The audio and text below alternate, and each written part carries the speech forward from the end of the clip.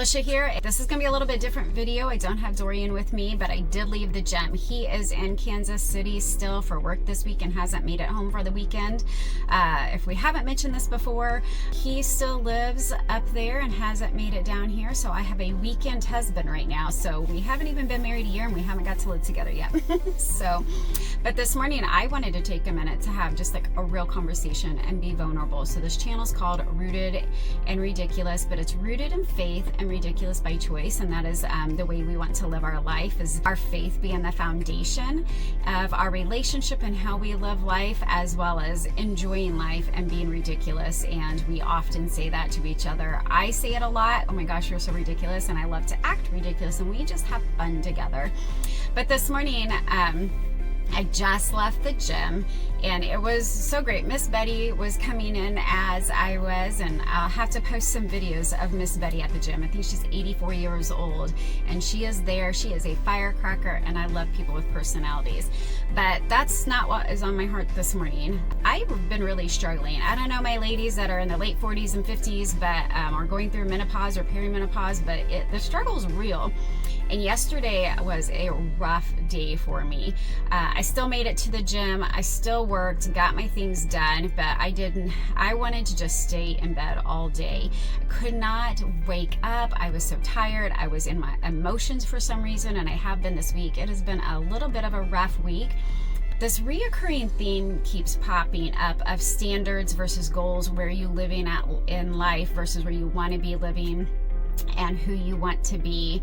And I have this conversation with ladies that I'm coaching for masculine and feminine energy of feeling a feeling and not being a feeling, versus having standards for yourself and not goals. Who do you want to be, and then what do you need to do to be that person?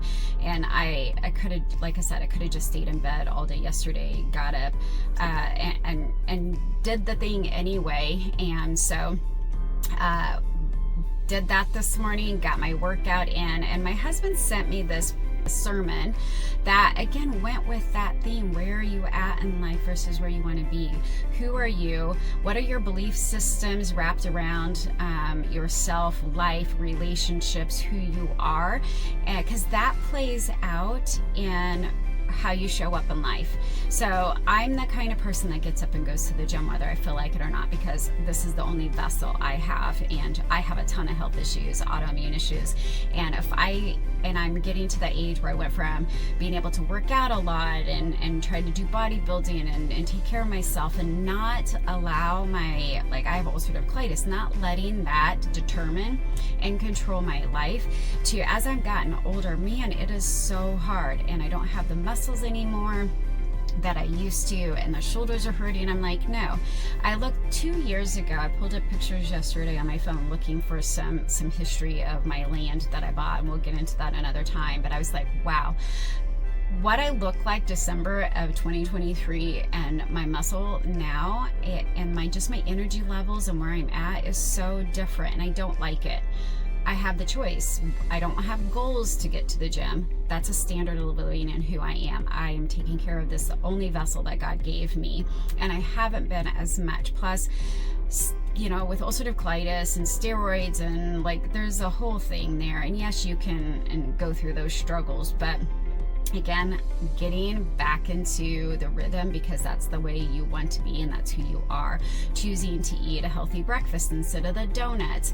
That's a standard of living, a standard of taking care of yourself. Not yelling at the person that cut you off and giving them grace is a standard, right, of who you are, and why we do the things we do. So I love that my husband sent me that, because that video this morning, so instead of listening to 80s hair band music, or I know this is so bad, but heavier metal type music to really pump me up at the gym, I listened to church service. You know what? It was a beautiful morning. I still got my pump on because I did give myself grace and let myself sleep in just a little bit this morning, and then got to the gym. I felt better.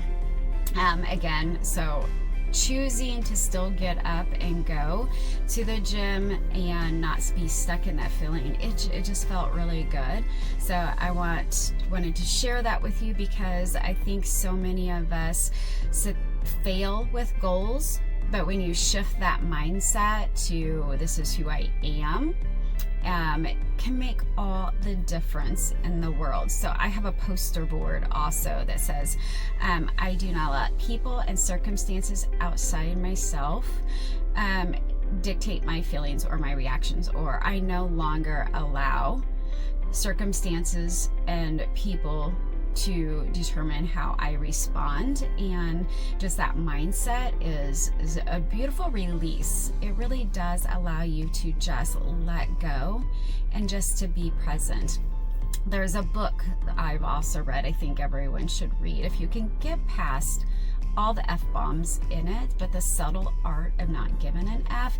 As a Christian, the philosophy and the mindset is something I think we need to adapt in our world. We just care way too much about the wrong things. Care less is the idea, and you're like, well then, but that doesn't make sense, right? No, we should care. Yeah, care about the things that really matter and let the rest go.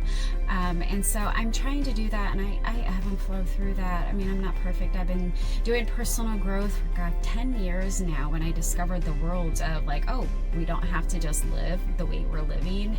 And it's a beautiful, messy journey, honestly. And that's what I coached my women this morning when I sent them a video like this. I was like, allow yourself to feel all of the emotions. Just don't become the emotions, because then you're just going to get swallowed up, and then you're going to lose your identity and where you want, and the path and the direction, and all that beautiful soul inside you will just get lost and eaten up by the world. So anyway, I feel like I'm rambling, but I just wanted to have this conversation because I know we post silly stuff, but this is about also incorporating that faith. And my husband and I I am so blessed that I have a partner, Dorian, that will share these things and wants to have that same journey with me, because I feel safe in that, and I know that he protects that, and I can look to him to be that spiritual leader that I have never had before. And that is that foundation of our relationship is what is going to keep our relationship and our marriage together.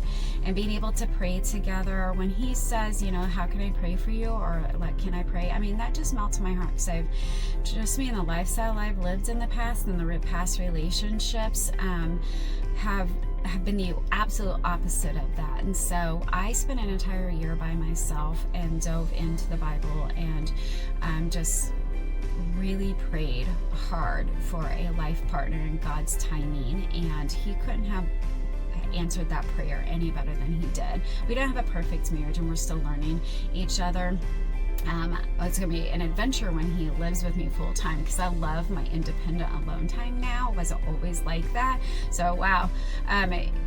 I guess we'll just be really honest about what that looks like in our marriage, because we want to share this. I mean, we're about to be empty nesters in a year, and then going on adventures, discovering life in our, each other in a new relationship, and both coming into this relationship with trauma.